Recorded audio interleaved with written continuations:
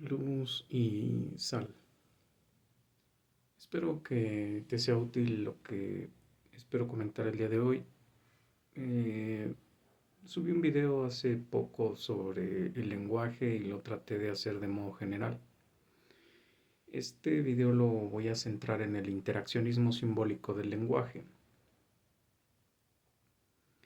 El interaccionismo simbólico es un concepto que puedes utilizar en lingüística, que lo puedes utilizar en psicología, que lo puedes utilizar en psicometría, que lo puedes utilizar en grafología, que lo puedes utilizar en iconografía, que lo puedes utilizar en psicología sin que sea psicométrica, es decir, no estás midiendo nada, pero estás interpretando lo que quiere decir algo.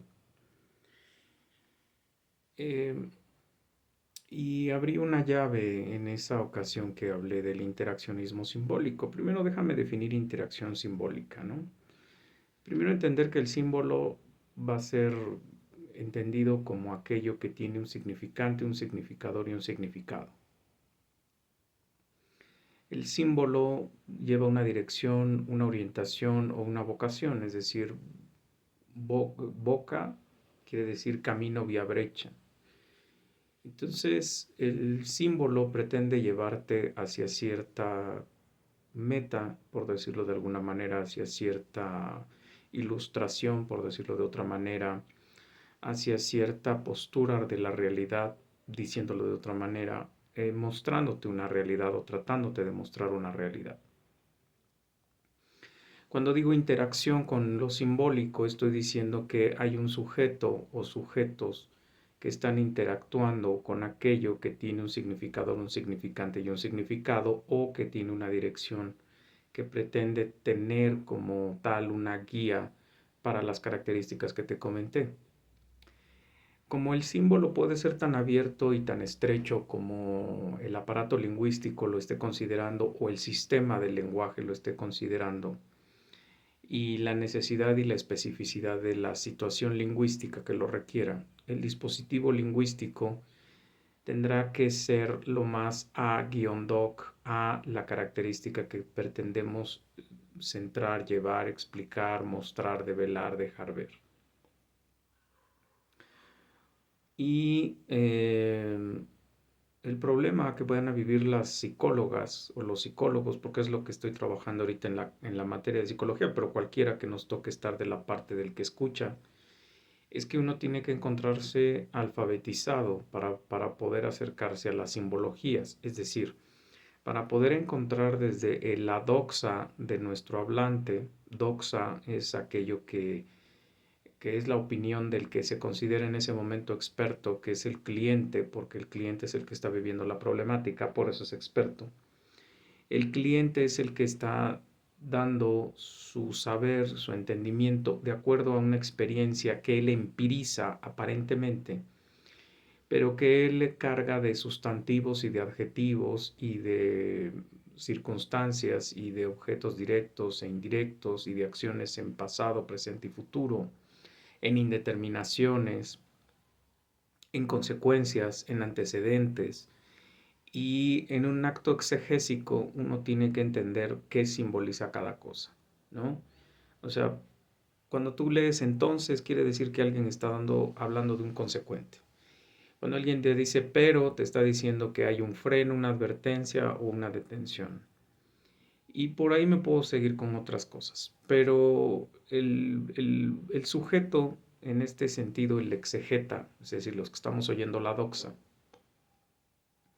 tenemos que tener la capacidad de alfabetizarnos de tal modo que no nos sorprenda nada de lo que se nos esté diciendo. Y obviamente habrá quienes tengan la argucia de tener todos los signos, símbolos e iconos, o por lo menos patrones preestablecidos a partir del deductivismo, que le permitan decir que alguien presenta un patrón de acuerdo a ciertas simbologías y discursos que él ya tiene en estudios de caso previos o en estudios o experiencias de psicólogos que ya han trabajado estas cosas, ¿no? Y entonces, por lo tanto, puede generar una serie de patrones y uno puede decir ahí, aquí hay ausencia, aquí hay necesidad, aquí hay sobrecarga, aquí hay castración, aquí hay ansiedad, aquí hay frustración, aquí hay, dependerá del psicólogo que estemos trabajando, si estamos, incluso de la posición que estemos trabajando en ese momento.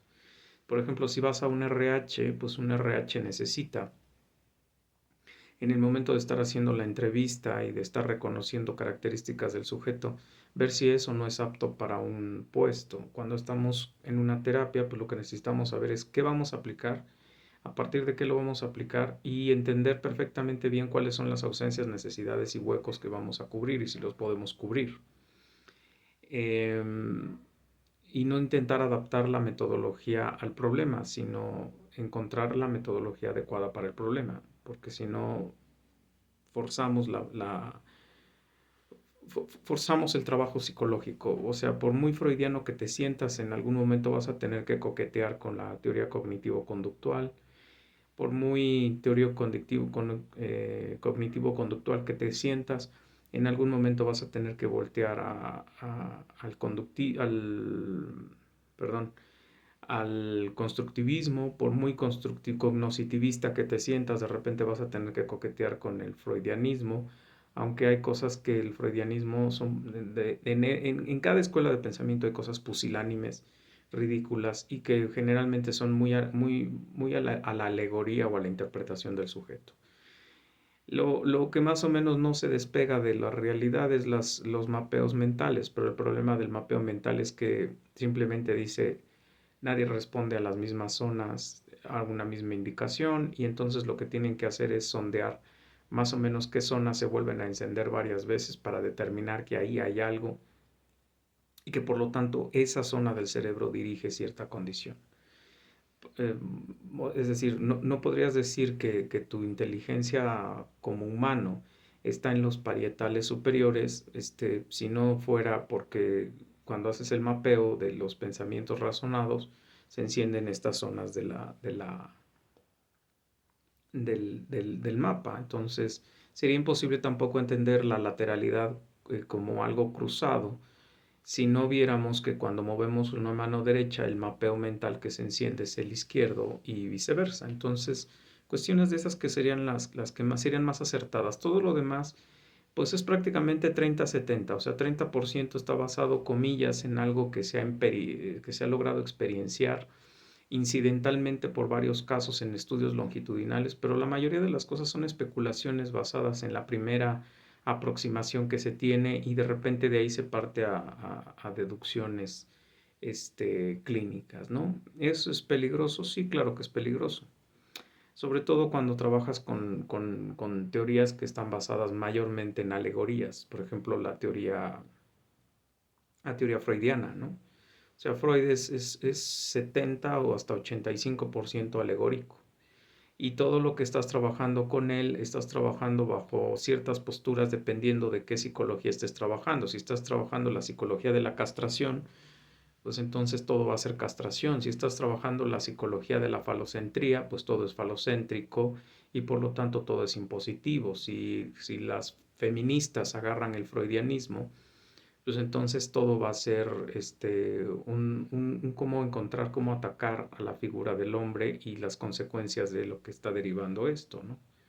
Entonces el interaccionista simbólico o los interaccionistas simbólicos debemos ser capaces de reconocer hasta dónde sí y hasta dónde no. Eso requiere de alfabetización y alfabetizarse significa hacer una acogida de compilación de iconos, signos y símbolos, es decir, de modelos representacionales de cosas que te permitan determinar en qué escuela de pensamiento es más apto trabajar, qué teoría, perdón, qué caso, dependiendo del caso. Es decir, si se nos para un niño enfrente y nos dicen que tiene problemas de aprendizaje, pues tienes que voltear a la teoría psicogenética, ¿no? Quieras o no. Aunque de repente tienes que voltear a Rogers y tienes que voltear a Eric Fromm y tienes que voltear a Carl Jung, por ejemplo, ¿no? Porque son los que hablan más de las condiciones capitalistas generadas en las ansiedades de las clases medias, ¿no?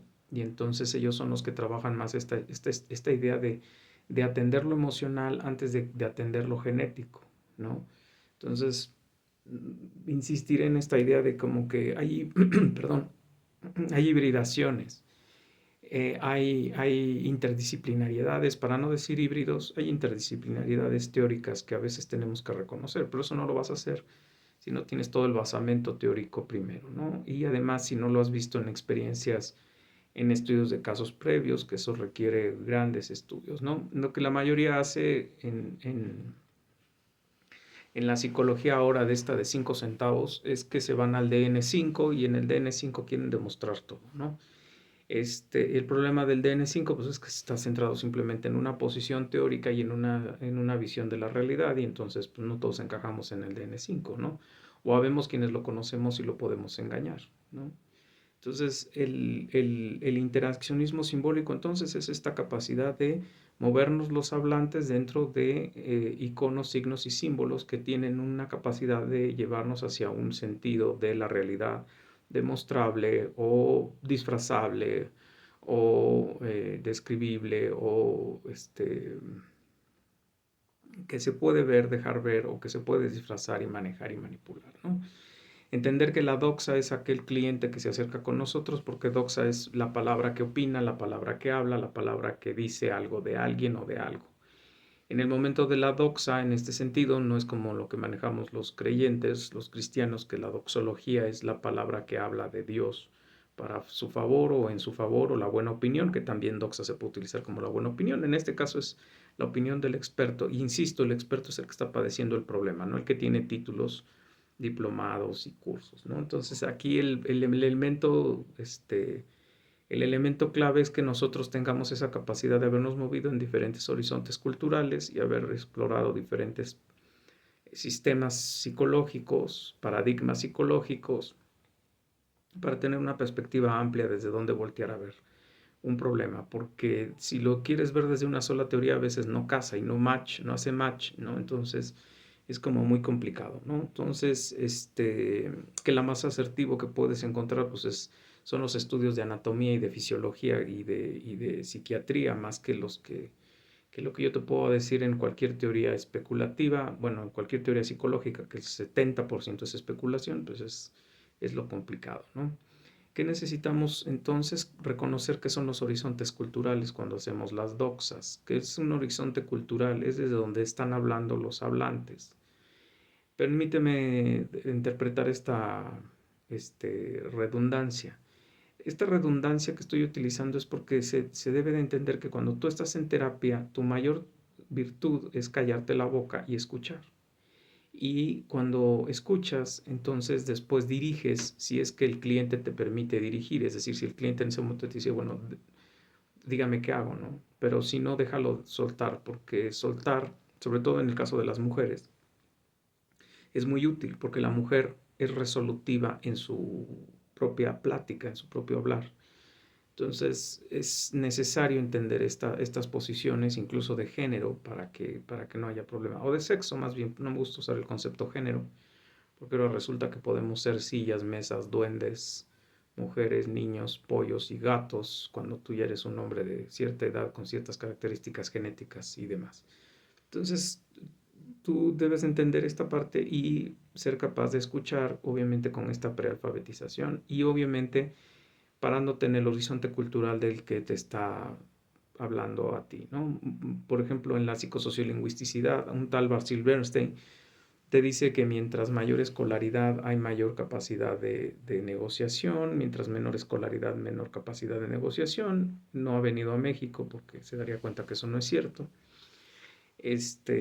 Porque aquí regalamos los títulos, sobre todo en las escuelas particulares, y pues tú puedes llevar a la persona a estudiar cualquier carrera, pero no sale su carácter primitivo y bestial que tiene por dentro, ¿no? Tiene el título, pero sigue siendo un cavernícola.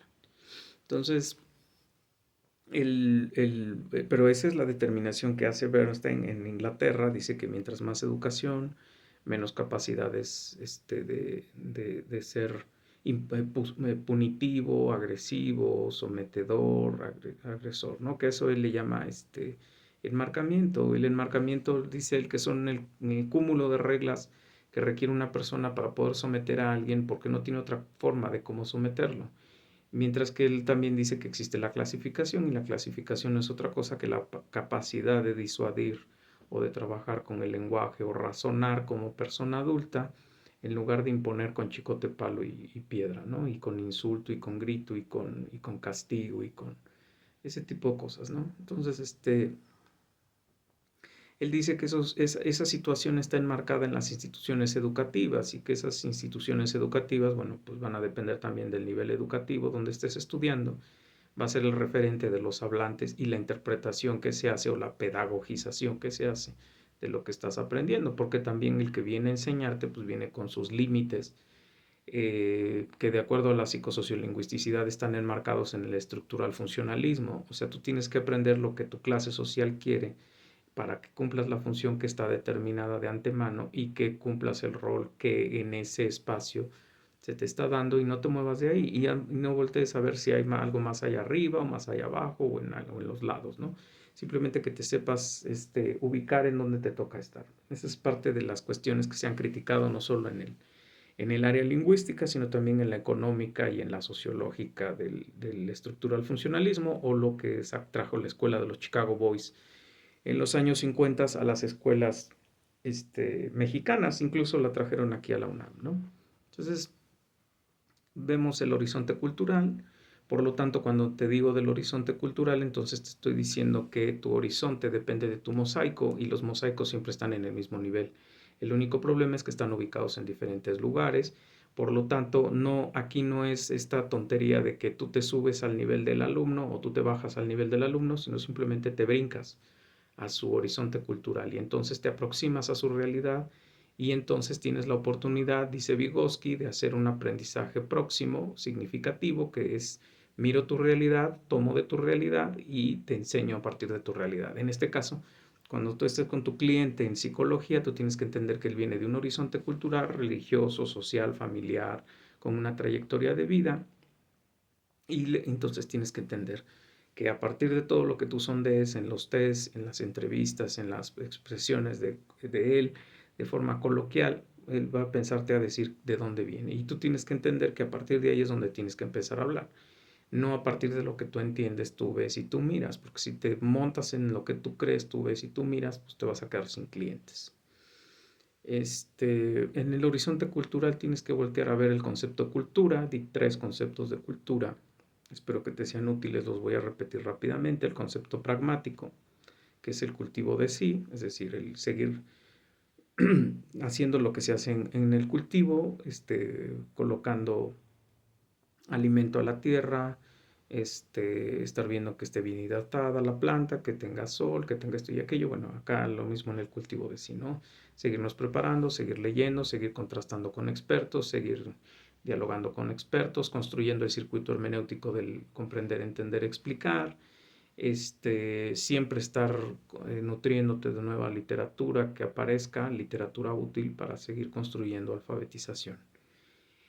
El concepto humanista, que es el cultivo perdón, el enaltecimiento del ser humano, que es ese concepto donde decimos que el hombre es culto, mientras más cultura conoce, y entonces ahí hablan de niveles de cultura, y entonces no es lo mismo el que se sienta a escuchar a Panda y a Zoe y a Machete y a no sé qué, al que se sienta a escuchar a Tchaikovsky, a Mozart, a Beethoven, a Bach, etcétera, etcétera, etcétera, ¿no? Es otra postura, incluso el que tiene experiencias en pintura va a una pinacoteca y no dice lo mismo que diría yo cuando voy a una pinacoteca, ¿no?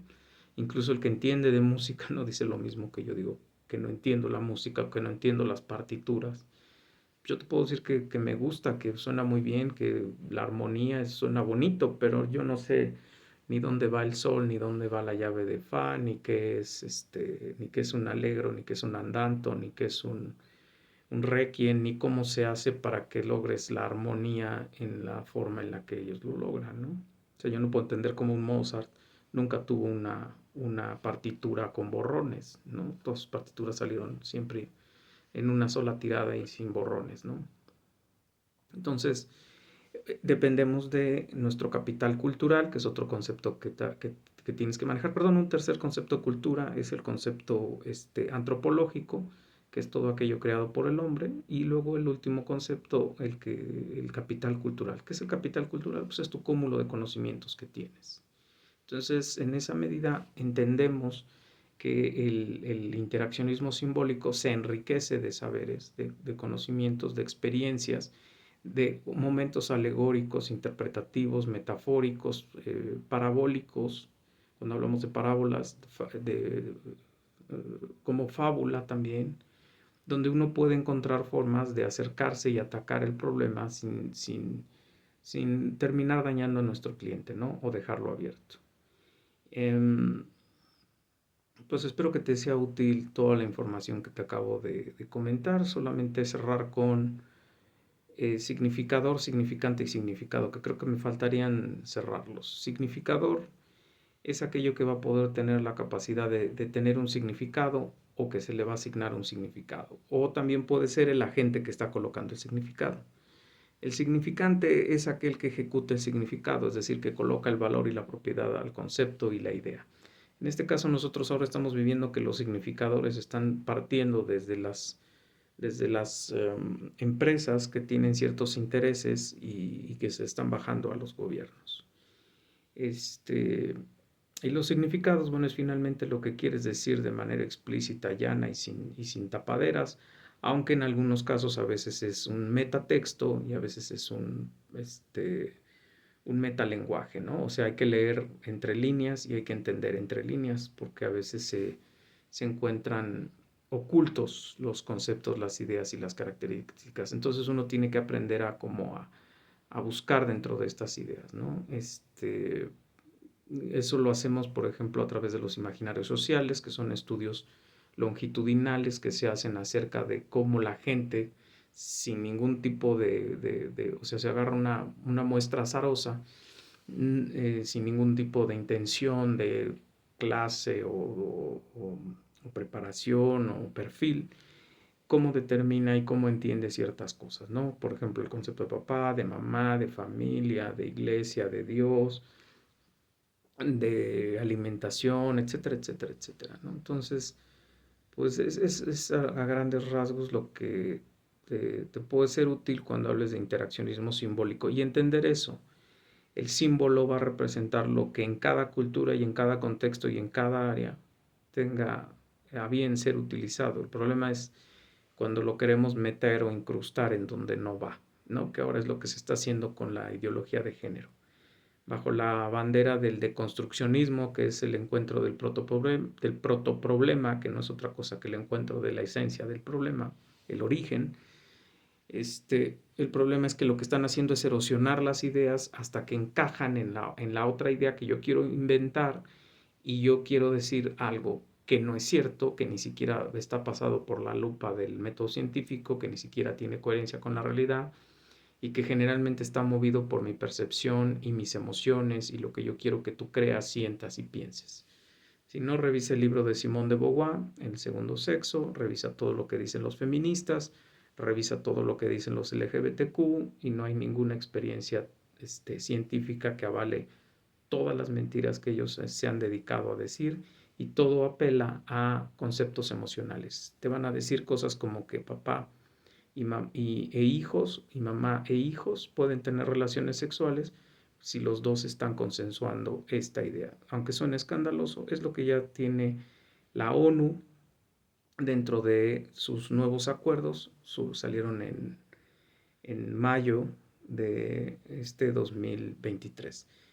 El adulto y el niño pueden tener relaciones sexuales mientras los dos lo estén consensuando. Entonces, el padre hoy y la madre hoy tienen la tarea pedagógica de enseñarle a sus hijos a estimular su cuerpo y a no decirles qué son, si son niños o niñas, sino que son personas hasta que ellos encuentren su sexualidad, su género y ellos digan qué son.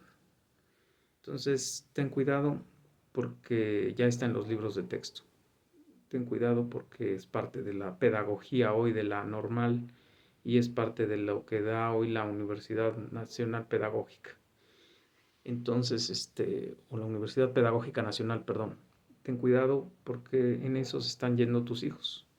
En eso se están llevando a tus hijos al traste. Y aunque es muy adictiva la carne y es muy rico tener a la carne excitada, es muy peligroso cuando ya no tienes cómo excitarla, porque entonces vas a otras adicciones y terminas como han terminado muchos. Espero que te sea útil. Hasta la próxima.